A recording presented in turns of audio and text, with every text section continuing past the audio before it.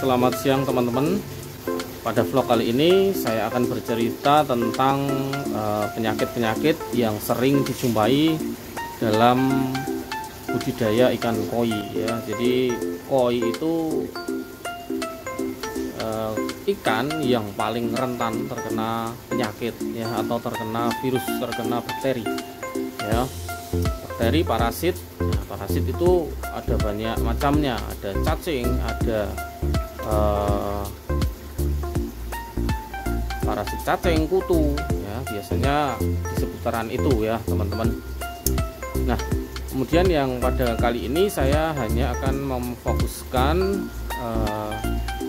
pembahasan tentang cacing pada ikan koi ya. Jadi cacing ini menyerangnya insang teman-teman ya. Jadi insang koi itu biasanya banyak dijumpai insangnya terbuka. Nah, itu ada dua macam, yaitu biasanya terkena cacing, atau yang kedua biasanya tidak terkena penyakit ya. Yang pertama kena penyakit, yang kedua insang itu terbuka karena tidak kena penyakit ya. Nah, ini di belakang saya ada kolam, ini diameter 3 yang kemarin saya bahas. Nah, ini kebetulan sudah besar. Ini di antara mereka ya, di antara mereka itu ada salah satu yang terkena atau memiliki kelainan insangnya terbuka ya teman. Insangnya terbuka, insangnya tidak normal seperti teman-temannya. Nah, nanti kita akan ambil ikannya, kita review ya bagaimana insang itu kelainan ya. Nanti apakah bisa diobati atau tidak, kita akan bahas dalam video ini ya. Jadi tidak usah berlama-lama, kita langsung belajar bareng. Ayo.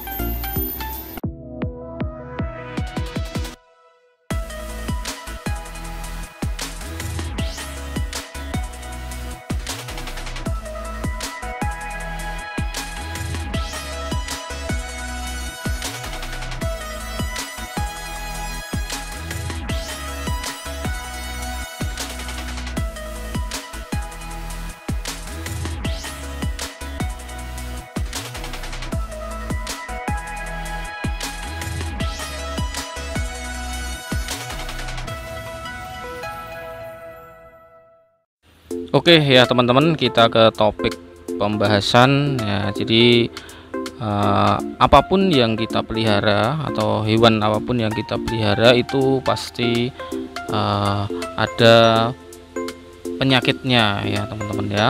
Jadi sekali lagi, penyakit pada ikan koi terutama ya, itu ada parasit dan juga ada bakteri, bahkan juga ada virus ya. Jadi pada kali ini kita akan membahas tentang seputar jenis cacing ya.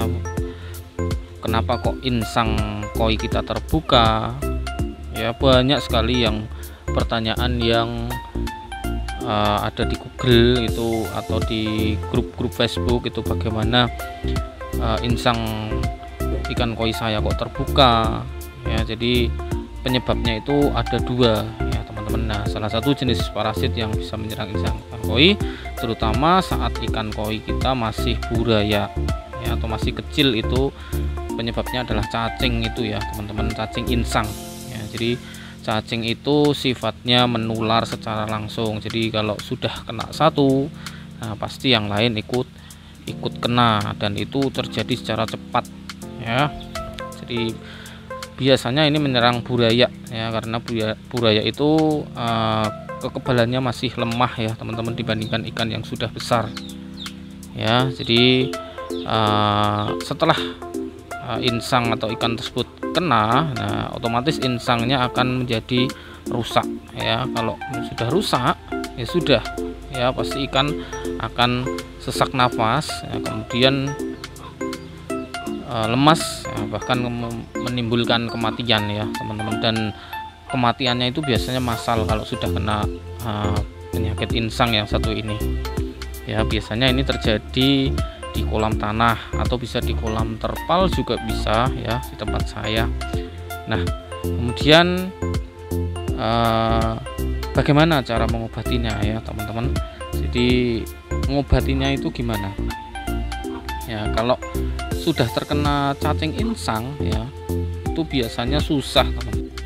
Jadi imun ikan bakalan drop ya, kemudian mati biasanya, sulit ya karena insangnya itu terlihat membusuk gitu loh ya. Kemudian bisa pakai obat-obatan, bisa pakai dimilin atau antibiotik atau obat cacing ya, obat cacing untuk ikan ya.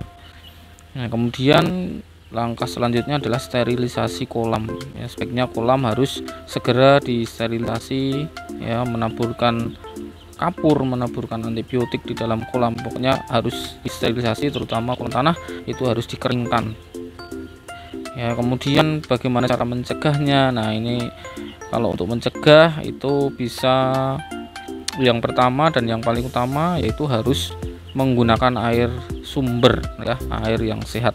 Air dari sumber itu bisa dari sumur ya teman-teman, jangan gunakan air sungai. Nah ini kenapa banyak petani koi yang mengeluh karena burayanya, insangnya membuka semua ya, ini gara-gara yaitu pakai air dari sungai ya. Jadi air sungai itu kotor ya teman-teman, banyak polutan, banyak entah itu insektisida dari tani atau dari atas sana, dari hulu sungai, kita nggak tahu ada apa ya, ada banyak sekali virus ya. Itu yang pertama, yaitu jangan gunakan air sungai ya.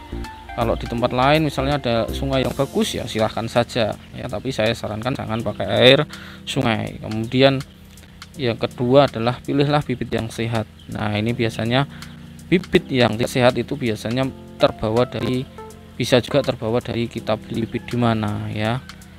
Nah, kalau yang pertama bibitnya sudah tidak sehat ya sudah ya. Kemudian yang ketiga adalah pakan yang higienis ya, kita bisa campur dengan probiotik ya, kita bisa bibis atau campur dengan probiotik ya, tentunya jangan terlalu berlebihan gitu ya. Kalau dengan probiotik insang koi jadi bagus, imunitas koi jadi bagus, otomatis tidak gampang terserang penyakit apapun gitu ya teman-teman. Kemudian yang kedua, nah ini banyak pertanyaan, ikan koi insangnya terbuka ya tapi masih sehat-sehat saja gitu. Jadi ikan itu tidak terlihat sakit ya, tapi insangnya terbuka. Nah itu yang pertama, penyebabnya adalah kadar DO ya, atau dissolved oksigen terlarut yang kurang ya teman-teman. Itu yang pertama disebutkan adalah kadar DO. Kemudian yang kedua itu biasanya amoniak yang super tinggi ya. Salah satu penyebabnya yaitu yang lain, yaitu amoniak yang super tinggi ya. Jadi teman-teman harus mengontrol kolamnya, menambahkan filter, menambahkan bakteri agar bagaimana kolam teman-teman itu bisa bebas dari amoniak ya. Kemudian ciri-cirinya, nah ini biasanya ciri-cirinya insangnya jelas tidak normal ya, seperti ini ya, insangnya terlihat membuka seperti melipat keluar ya teman-teman. Kalau dipegang itu keras ya, tidak bisa ditutup, kasihan sekali. Nah ini biasanya kalau sudah seperti ini ya sudah ya, tidak bisa pulih kembali alias cacat permanen, kasihan juga sebenarnya ya. Bisa juga mungkin dengan cara dioperasi seperti arwana ya. Kalau arwana saya pernah dengar, tapi kalau untuk koi sepertinya kalau dipotong itu sudah nggak bisa ya, atau mungkin bisa dipotong kemudian tumbuh lagi, kasihan juga ya. Itu udah nggak bisa balik kalau sudah seperti itu ya, ya sudah apa adanya ya. Kemudian untuk pencegahannya itu bisa kita, yang paling utama yaitu tetap perbesar kadar DO ya, kadar dissolved oksigen dalam air atau oksigen terlarut, itu dengan cara menambahkan aerasi ya. Dengan aerasi maka dissolved oksigen akan meningkat sehingga ikan kita tidak kekurangan oksigen ya, terutama jika ikan kalian masih kecil ya teman-teman. Jika masih kecil, masih ukuran di bawah 20 cm, itu sangat rentan ya. Daripada terjadi, mendingan kita mencegah ya sebelum terjadi seperti ini. Maka kita harus antisipasi bagaimana kita sudah bisa agar insangnya tidak seperti itu ya. Kemudian selalu rutin bersihkan filter secara berkala. Oke teman-teman, sepertinya durasinya sudah terlalu panjang. Insya Allah kita ke depan akan bahas penyakit-penyakit ikan koi yang lain ya, seperti aeromonas ya, jamur atau kutu ya. Itu bagaimana penanganannya, bagaimana cara karantina ikan yang baik ya, kita akan bahas lain video ya, dan di lain kesempatan. Oke, gitu aja teman-teman, kurang lebihnya mohon maaf ya, semoga bermanfaat. Saya akhiri, wassalamualaikum warahmatullahi wabarakatuh.